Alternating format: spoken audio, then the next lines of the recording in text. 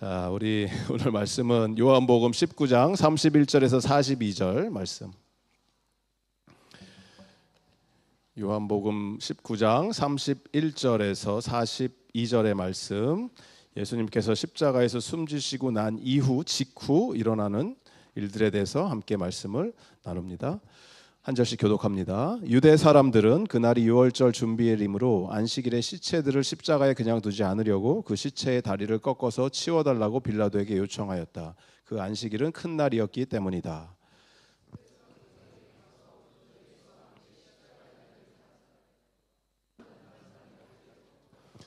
예수께 와서는 그가 이미 죽으신 것을 보고서 다리를 꺾지 않았다.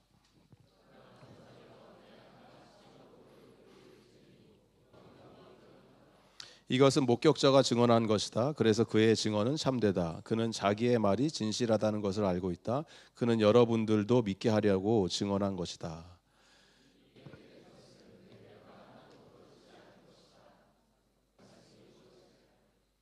또 성경에 그들은 자기들이 찌른 사람을 쳐다볼 것이다 한 말씀도 있다. 그 뒤에 아리마대 사람 요셉이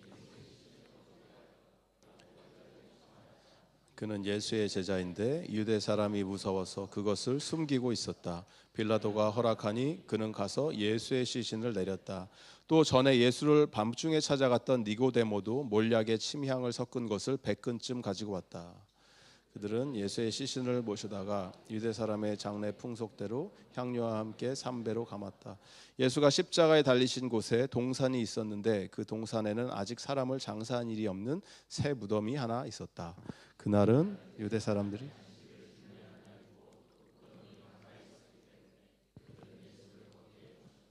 아멘. 우리는 음지에서 일하고 양지를 지향한다. 예수 제자 커밍아웃이라는 제목으로 하나님 말씀을 함께 나눕니다. 각 나라의 정보기관의 모토가 있습니다. 정보기관들, 세계 정보기관을 대표하는 미국에 있는 CIA 바로 나오시죠? 그 CIA의 영화에 많이 나오는 FBI, CIA 많이 들어보셨죠? CIA의 모토가 뭔지 아십니까? 그들이 얘기하는 모토 Know the truth and the truth will set you free. 진리를 알지니 진리가 너희를 자유케 할 것이다. 요한복음 8장 32절의 말씀을 CIA에서 쓰고 있어요. 진리를 아는 거에 대해서. 이 모토 진리를 알지니 진리가 너희를 자유롭게 할 것이다. 이건 한국에 있는 많은 대학교들, 명문대학교에서 많이 쓰거든요. 연세대, 숭실대, 백석대 이런 데서 크리스천 학교니까 진리를 알지니 진리가 너희를 자유케 할 것이다가 그 학교 교훈이라는 거예요. KGB 아시죠?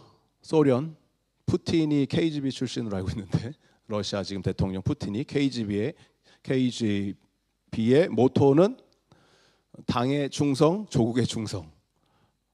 공산권에서 그렇게 얘기하고 이스라엘 정보기관 모사드죠. 모사드 들어보셨죠?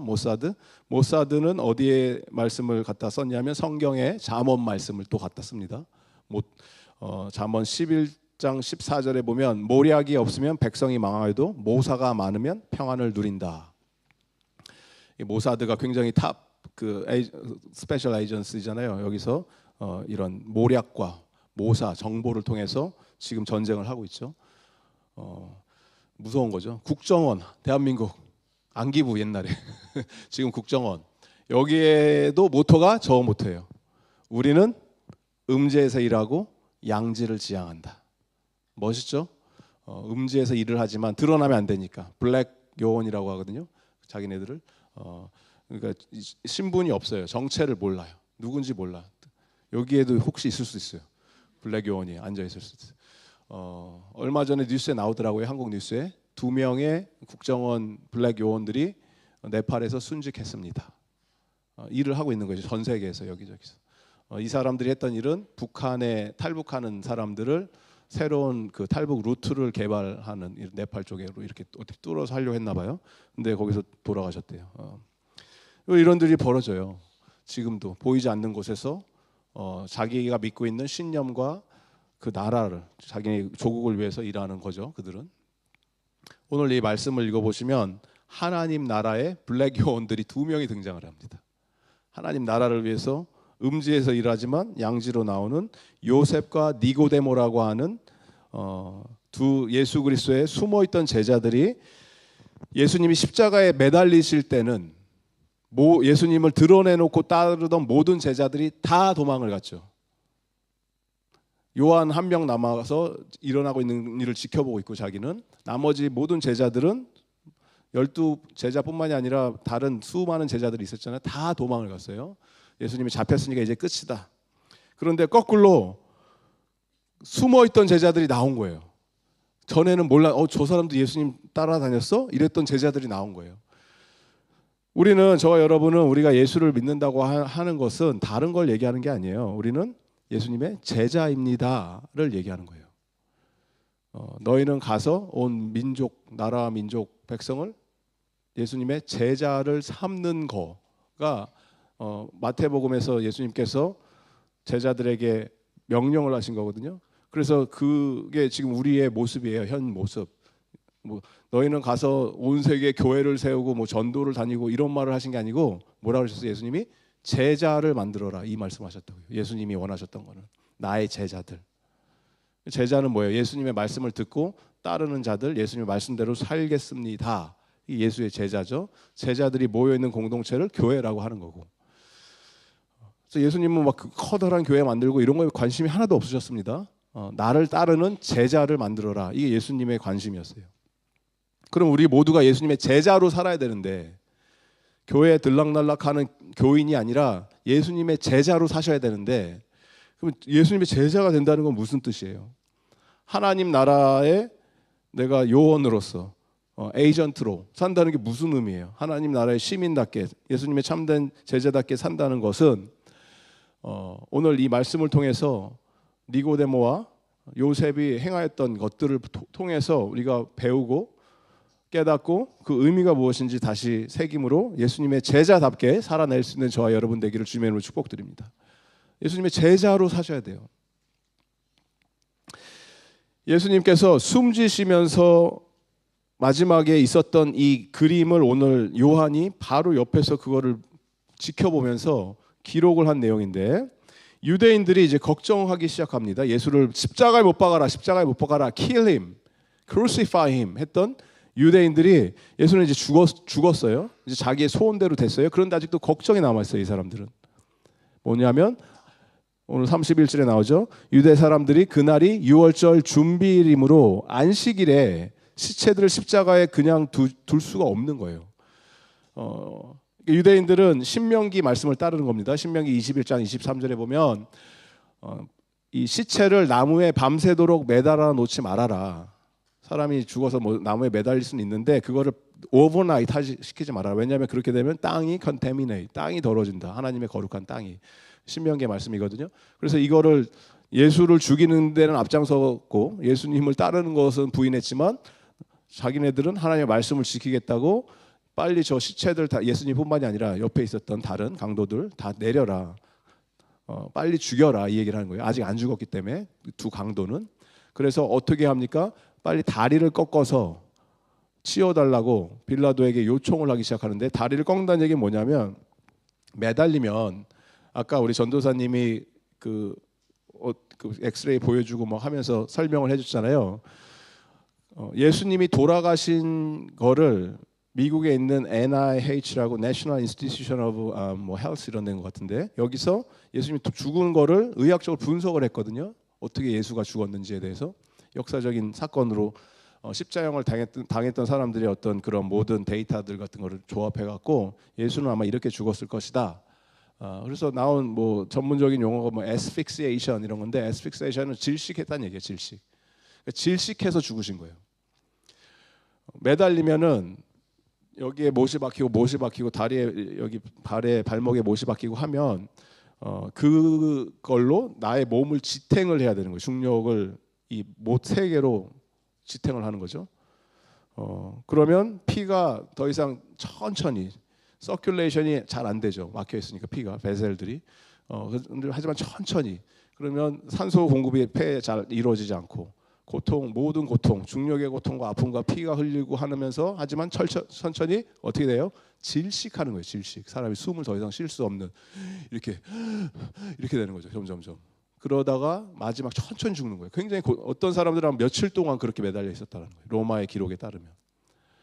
그러면 빨리 죽여주는 이 고통을 없애주는 방법은 뼈를 꺾어버리면 여기가 뼈가 망치로 쳐버리면 무릎 관절이 나가면 더 이상 다리로는 이 서포트를 못하니까 팔로만 하거든요. 팔로만. 그러면 더 빨리 질식이 되는 거죠. 더 이상 피가 통하지 않는 거예요. 사람이. 그러면 거기서 죽어버리니까 빨리 그렇게 죽이려고 양쪽에 있는 강도들을 그런 식으로 다리를 쳐서 아직 숨이 붙어 있으니까 죽였는데 예수님도 그렇게 다리를 치려고 보니까 벌써 죽은 것 같은데 굳이 이거 칠 필요가 없네 이렇게 얘기를 한 거죠. 그러니까 로마 병사들은요 허술한 사람들이 아닙니다. 이 사람들은 전문 킬러예요.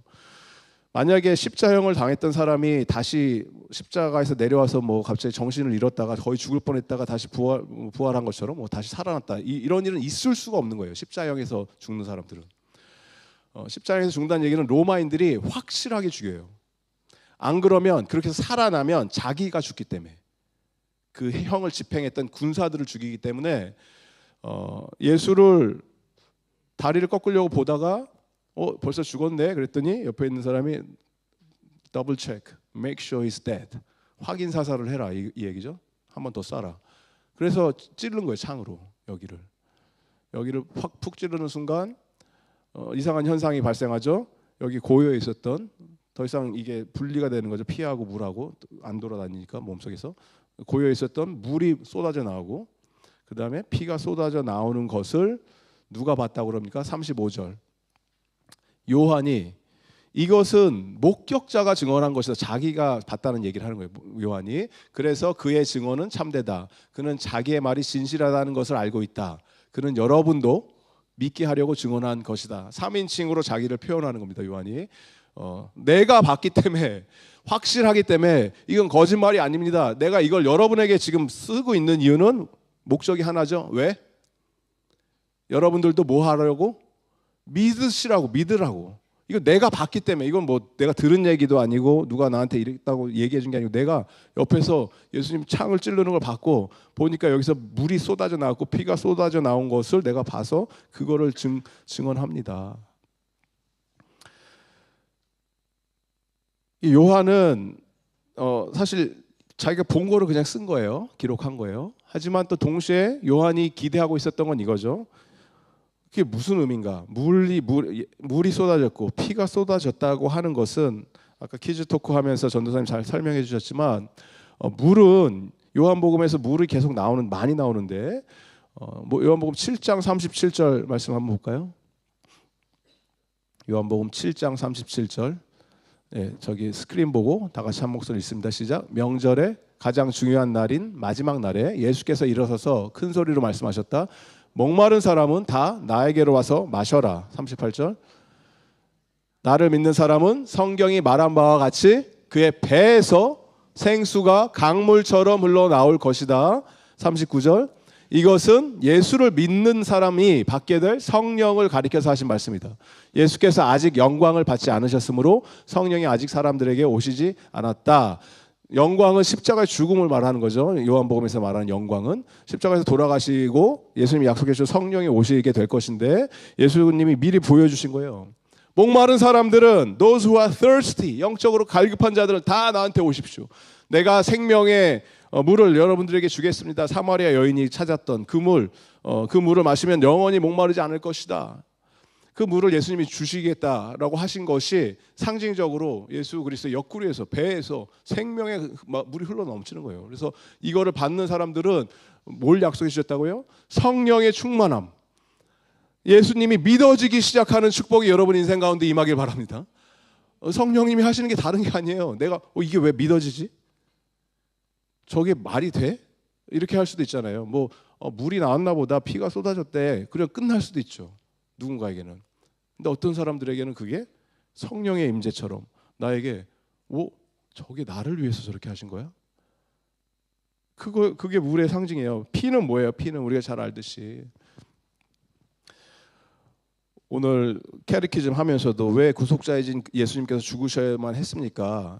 그것은 죄의 삭시 사망이고 예수님이 우리를 대신 죽음으로 주님께서 그 피를 흘리심으로 그 피의 보혈로 인해서 구원을 받는 그 피의 능력을 믿는 자들이 구원을 받는다 이 이야기를 하는 건데 이 요한은 이걸 나중에 요한 1서 자기가 다른 편지를 다른 교회에 쓰면서 정확하게 설명을 해주죠. 요한 1서 1장 6절 7절 말씀 있으면 보여주시겠어요?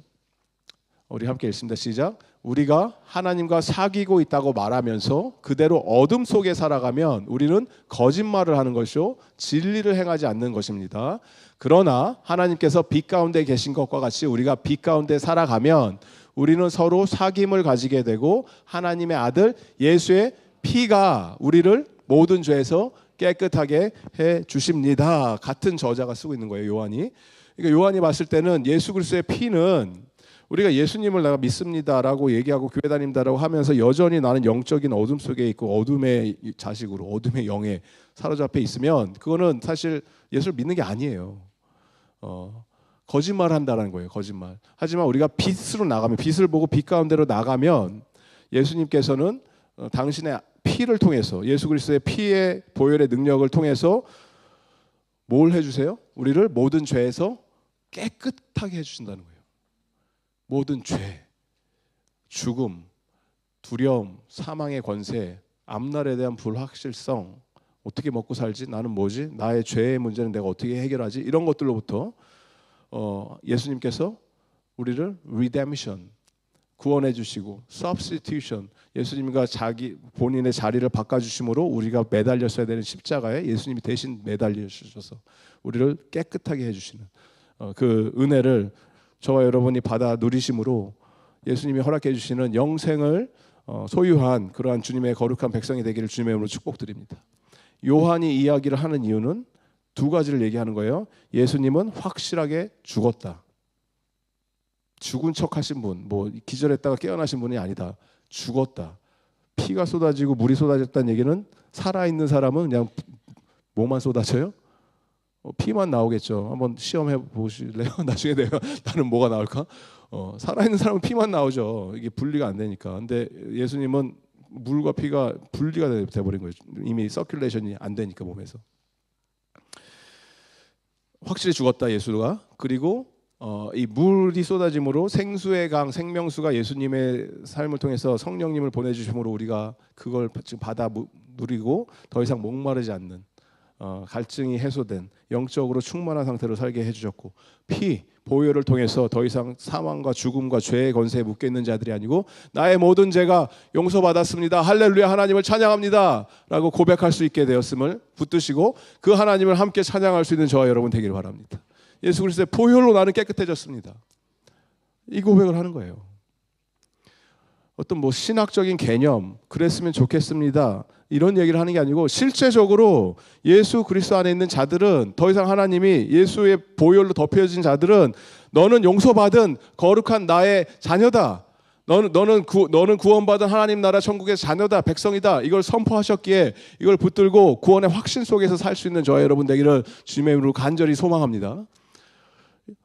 이게 안 되면 이게 내가 지금 구원받은 자가 맞나? 내가 교회를 다니기는 하는데 내가 정말 예수 믿는 게 맞나? 늘 이 고민 속에 사로잡혀서 그냥 불확실성의 연속으로 살다가 죽음을 맞이할 때 두려워서 벌벌벌 떨면서 죽음의 문제가 해결되지 않았으니까 이 이후에 어떻게 될지 모르니까 자기가 그러고 사는 거예요.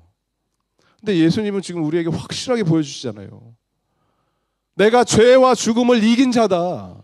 사망의 권세로부터 자유를 누려라. 나의 보혈의 능력을 믿어라. 여기에 우리가 반응할 수 있는 저와 여러분 되기를 바랍니다. 이 사건들을 지켜보던 자 중에서 아리마대 사람이라고 하는 아리마대라고 하는 동네 이름이에요. 여기에서 있었던 요셉이 갑자기 어디서 나오는데 요셉이 멀리서 이게 처음 등장하는 사람 이 누군지 몰라요. 전에 나온 적이 없기 때문에 성경에. 이 아리마대 사람이 요셉이 누군가 보면은 이 성경에서 여기 요한복음에만 나오는 게 아니고 마태, 마가, 누가복음에서 다 나옵니다. 다 이 일을 기록하고 있습니다. 모든 다른 사람들이. 왜냐하면 실제로 이 사람이 했기 때문에 이 일을 아리마대에 있었던 요셉이라고 하는 사람이 와서 예수님의 시신을 수습하는 일을 갑자기 어디서 나와서 이 사람이 하는데 이 사람을 어떻게 표현하냐면 사복음서에 여러 가지 이렇게 보고 저렇게 보는 각도를 다 종합해서 이 사람이 누군가 보면 이 사람은 부자였어요. 그리고 공회원이었어요. 지금으로 치면 국회의원이에요. 국회의원. 존경받는 자였어요. 사람들이 인정해주던 높은 위치에 있었던 사람이에요. 그리고 마가복음 15장 말씀을 한번 볼까요? 15장 42절에 오늘 한번 보여주세요. 함께 읽습니다. 시작. 이미 날이 저물었는데 그날은 준비일 곧 안식일 전날이었다. 아리마대 사람인 요셉이 왔다.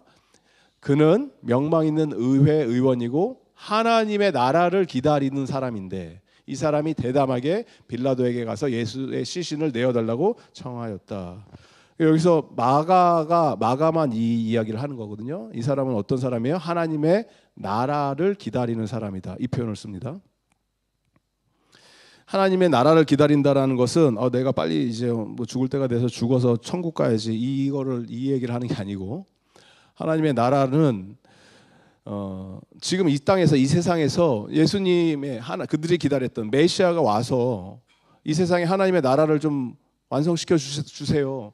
그리스도의 통치, 다스림, 갈망. 지금도 이스라엘 사람들이 이걸 기다린다고 했잖아요. 지금 전쟁하는 이유가 메시아가 빨리 와서 이스라엘이라고 하는 과거의 영광, 민족의 회복, 전 세계에 흩어져 있는 온 유대인들이 이스라엘 땅으로 다시 와서 여기 성전을 세우고 온 열방의 빛이 되는 역할. 그게 유대인들이 꿈꾸는 그들의 민족의 어떤 사명이에요.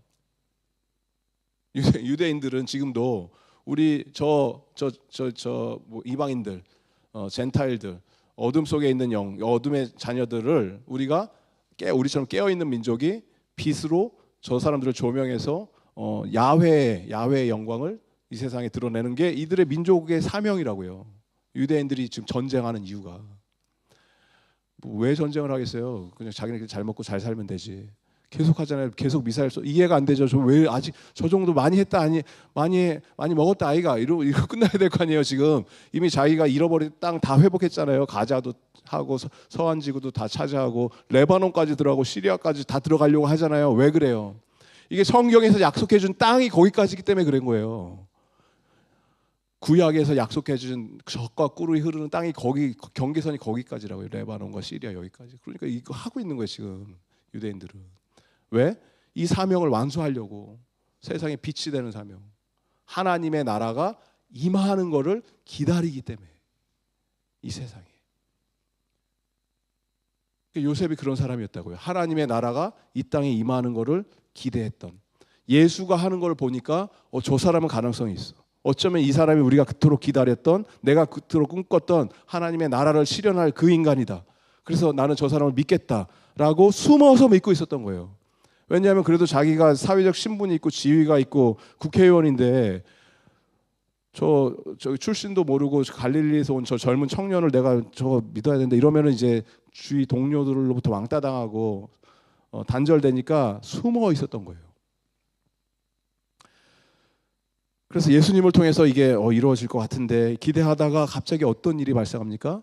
예수가 십자가에 매달려 죽어버리는 거예요. 그러니까 그의 입장에서는, 요셉의 입장에서는 모든 것이 한순간에 무너지는 거겠죠. 이게 이렇게 끝나? 이렇게 허무하게 끝나버려? 모든 제자들이 뿔뿔이 흩어질 때 그도 낙심하고 절망했겠죠. 그런데 요셉에게 이때부터 이상한 놀라운 변화가 이루어집니다. 예수의 죽음을 보면서 절망과 실패와 좌절에 사로잡혀야 되는 것이 마땅한데 오히려 이 요셉은 예수의 죽음을 보면서 마음속에 어떤 전에는 경험해보지 못했던 꿈틀거림, 마음의 동요, 견딜 수 없는 어떤 양심의 소리가 그를 움직이기 시작하는 거예요. 비록 예수라고 하는 저자가 내가 봤을 때는 실패한 혁명가로서 십자가에 죽은 자일 수도 있지만 저 사람은 의인이다. 저렇게 의로운 사람의 죽음을 나는 그냥 바라만 볼 수가 없다.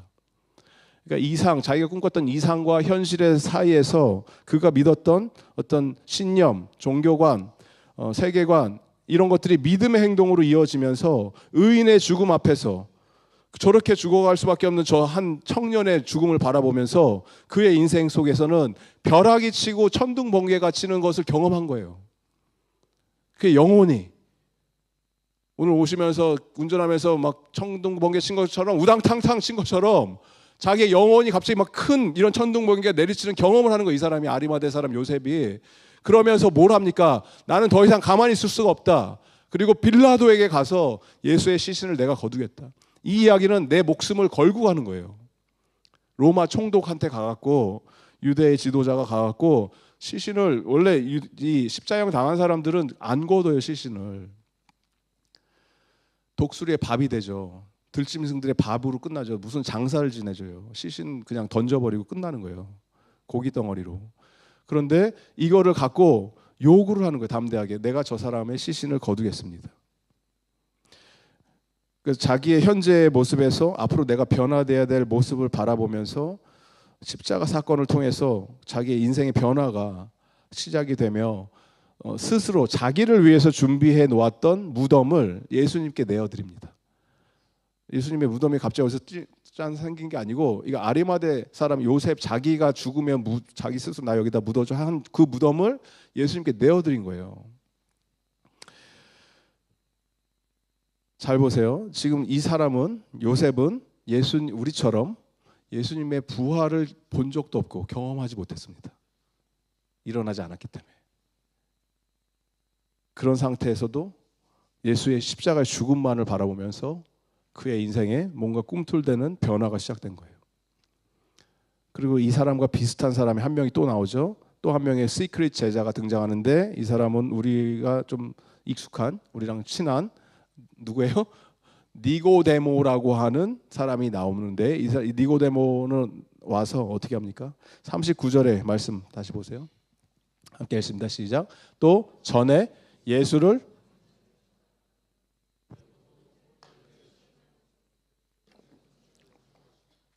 저기서 재밌는 단어 하나가 나오죠. 어떤 단어가 나와요? 예수를 언제?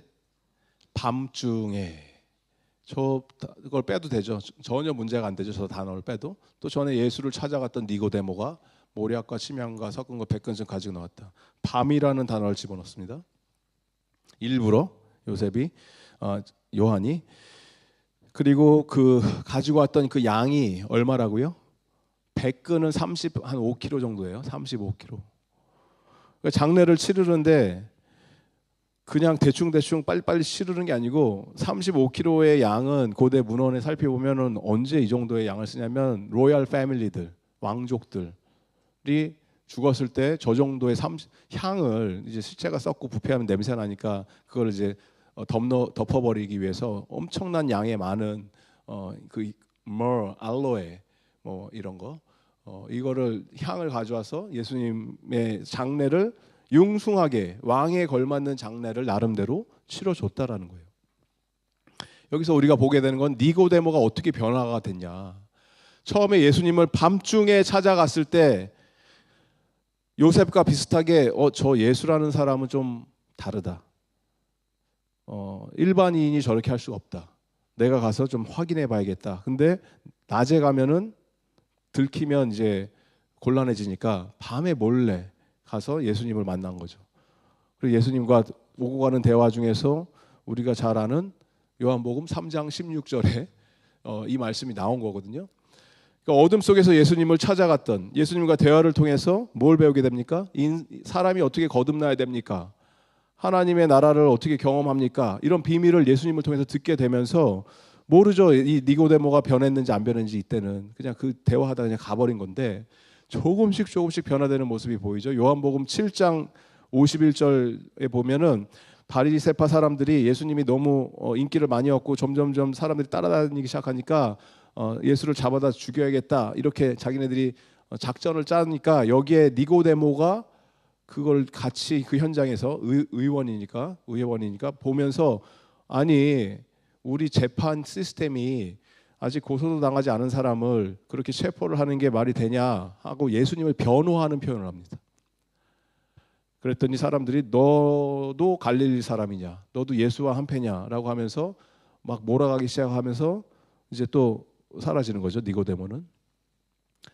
그런데 오늘 어둠에 있었던 니고데모가, 예수님을 변호하려고 시도를 했지만 실패했던 니고데모가 벌건 대낮에 모든 사람들이 다 보고 있는 그 한가운데로 커밍아웃을 해서 나와서 맞다, 나도 가만히 있을 수 없다. 요셉과 같이 나도 예수 믿는 자다. 예수를 따르는 자다. 저분을 저렇게 죽게 내둘 수가 없다라고 하면서 융숭하게 장사를 치러주는 거예요. 장례를. 40절의 말씀이 그거죠. 어떻게 합니까? 40절에. 그들은 요셉과 니고데모가 예수의 시신을 모셔다가 유대 사람의 장례의 풍속대로 향료와 함께 3배로 감쌌다. 요셉도 니고데모도 이 일을 함으로 자기의 정치 생명이 단절이 됩니다. 끊깁니다. 제사장들의 적이 되는 거죠. 바리새인들이 손가락질하기 시작하는 거죠. 사회적인 지위가 떨어집니다. 공동체와의 단절이 시작됩니다. 추방당할 수도 있고. 그런데 니고데모는 이제 I don't care. 왜?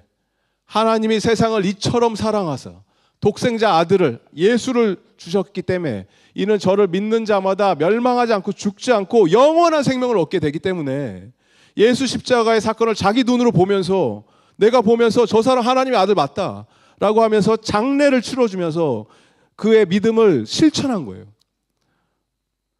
그러니까 저와 여러분 우리 인생 속에서도 우리가 예수를 만난다는 게 뭐예요 도대체? 내가 예수님을 제대로 믿는다는 게 무슨 말이에요 도대체? 우리 가정은 저희 집 애들이 4명이잖아요. 얘네들은 모태신앙이잖아요. 태어났을 때부터. 그리고 저희 그 애들의 외가 그러니까 저희 사모 쪽에 저기는 뭐 3대인가 4대 믿는다고 자기네들도. 저는 제가 믿었고 처음에 예수를 안 믿다가 예수를 저주하고 부인하던 자가 예수를 알게 돼서 변화가 되는 이런 그러니까 제 인생에 BC와 AD가 가리는 그 순간이 있는 거죠. 예수를 알기 전에 나의 모습과 예수를 만나고 믿기 시작한 다음에 변화된 나의 모습이 확실히 있는 거잖아요.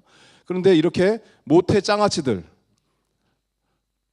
태어날 때부터 절여서 교회에 절여서 태어나는 애들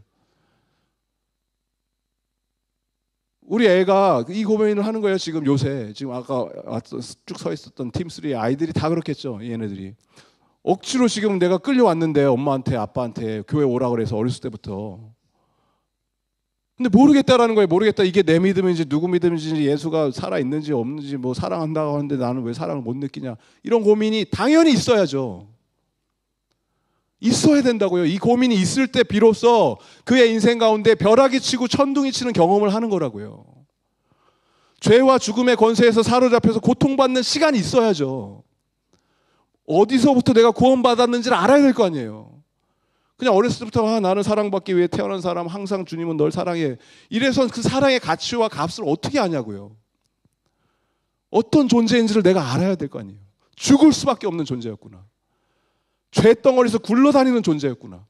가만히 두면은 그냥 죄에 찌들어갖고 DNA가 뼛속까지 그냥 최적화된 죄 짓는 거에 최적화된 인생이었구나.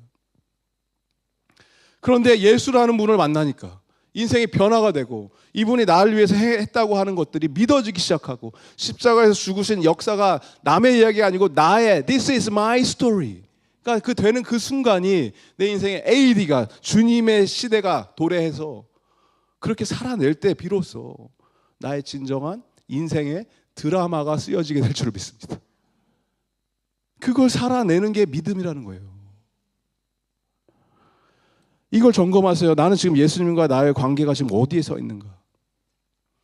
예수님께서 기대하시는 나의 영적인 위치가 있는데 분명히 누군가는 이 예수를 멀찌감치 니고데모가 옛날에 그랬던 것처럼 팔짱 끼고 어둠 속에 들어가갖고 음지에 들어가갖고 양지를 바라보긴 하는 거죠. 빛 대신 예수님을 바라보면서. 하지만 감히 나오지는 못하고 밤에 몰래 찾아와갖고 궁금해하고 이렇게 살다가 이분은 뭔가 있다. 좀 더 알아보고 싶다. 그래서 조금 호감이 생기고 예수라는 자에 대해서 교회에 다니기 시작하고 그래서 세상 속에도 나가서 사는데 세상 사람들 여전히 교회 손가락질하고 개독교 하고 할 때 갑자기 화가 나고 그래서 예수님을 변호하기 시작하고 너가 생각하는 교회가 그런 교회가 아니야. 교회가 다 나쁜 게 아니야. 교회가 얼마나 좋은 일 많이 하는데 그러면 이제 너도 개독교야? 이러겠죠. 안 믿는 애들이 그게 세상이잖아요. 얼마나 허스타일해요 기독교에 대해서 지금. 온갖 뉴스 미디어, 뭐 MBC, SBS, KBS, YTN 다 기독교를 까고 있는데 일부러 찾아내 갖고 목사가 다 사기꾼이 돼 버렸고, 그때 아니 그렇지 않아, 교회 너가 정말 예수님의 사랑을 알게 되면 그렇지 않을 거야 이렇게 얘기할 때 사람들이 뭐라 하겠죠. 손가락질하고. 이런 스테이지에 있을 수도 있고 우리의 신앙이, 아니면 세상이 나한테 뭐라 그러든 칼을 들이대든 나는 이제 더 이상 타협할 수가 없다. 죽음의 위협과 나의 모든 것을 다 잃어버릴 수 없는 그 상황 속에서 요셉처럼, 니고데모처럼 지금 내가 이렇게 커밍아웃 해버리면 내가 그동안 쌓아왔던 모든 걸 다 놓치는 그 상황이 발생할 수도 있음에도 불구하고 내가 예수를 향한 사랑과 저분이 나를 위해서 행하셨던 것, 아직 부활도 경험해보지 못했지만 저 의인이 저렇게 죽을 수밖에 없는 상황 속에서 내 양심의 고백과 저분이 가르쳐줬던 가르침에 대한 반응으로서 나는 여전히 예수를 믿습니다, 나는 여전히 예수를 사랑합니다, 예수님의 가르침 가운데서 살겠습니다 라고 주저하지 않고 어둠에서 빛 가운데로 뛰어나와서 생명의 풍성한 생명의 가치를 누리며 그렇게 살아낼 수 있는 저와 여러분 되기를 예수님을 축복드립니다. 이 요셉과 니고데모가, 여러분 이제 그림을 그려보세요. 예수님이 매달려 계세요, 십자가에. 제자들은 지금 막 우왕좌왕 다 흩어지고 뿔뿔이 흩어지고, 요한은 지금 엄마 마리아 이렇게 막 울고 계실 거 아니에요. 막 위로해주고 어머니 괜찮습니다, 이제 제가 모시겠습니다, 예수님 같이 막 울면서 하고 있는데 지금 막 장례를 치러야 될 거 아니에요. 조금 있으면 해 떨어지면 안식이 시작되면 올스탑이거든요. 그럼 3일 동안 올스탑이 되는 거예요. 다 썩어버리는 거예요, 모든 것이. 그러니까 지금 장례를 바로 치러야 되는데 이제 일을 하는 사람이 누구예요? 요셉과 니고데모가 가서 빨리 저 시신 내려야 된다. 자기네들이 사다리 타고 올라가서 예수님의 십자가에 못 박힌 것을 거꾸로 빼기 시작하면서 아직 피가 막 흥건히 묻어 있고 뚝뚝뚝 떨어지고 있고, 예수님 툭 떨어지면 안 되니까 옆에서 잘 받치고 삼배로 이렇게 잘 어깨와 이런 데를 해갖고 안 떨어지게 잘 모셔갖고 천으로 예수님 시신을 세마포로 감쌌잖아요. 그때 그들의 손에 literally the blood of God is on their hand. 예수 그리스도의 피가 그들의 손에 묻으며 자신의 미래를 위해서 준비해 놓았던 어떤 그런 노후 대책, 무덤, 이런 게 지금 더 이상 이슈가 아닌 거죠. 예수님께 다 내어드리고 왕의 예우에 걸맞는 장례를 치러드리며, 그리고 이들은 더 이상 성경에 나오지 않습니다. 니고데모, 요셉, 그 다음에 성경에 등장하지 않아요. 그래서 어쩌면 이렇게 숨어서 지내던 예수 그리스도의 제자로서, 그리고 정작 중요한 순간에 정말 나와서 예수님을 모셨던 자들로서 이런 헌신과 예수님에 대한 사랑의 표현을 했기 때문에 우리에게 더 큰 울림을 전하고 있을지도 몰라요. 더 이상 나오지 않기 때문에. 그러면 우리도 이제 결론을, 나도 예수님의 제자인데, 내가 예수를 믿겠다고 여기까지 지금 살아왔는데 여전히 내가 어둠 속에 있다면 빛 가운데로 뛰쳐나오시기 바랍니다. 내가 죽음의 권세에 묶여갖고 나 어떻게 하냐 이렇게 살고 있다면 생명의 풍성함을 이미 우리에게 허락해 주시고 그 생명의 가치를 누리기를 원하시는 영생을 지금 담대하게 선포하면서 쟁취하며 살아낼 수 있는 저와 여러분 되길 바랍니다. 예수 그리스도의 보혈 안에 있는 자들은 더 이상 예전같이 살 수가 없습니다. 루비콘 강을 건너온 거예요. 더 이상 돌아가지 못해요. Once saved, you are saved forever. 우리가 구원받은 자는 다시 구원을 잃어버렸네 이런 일이 있을 수가 없다고요.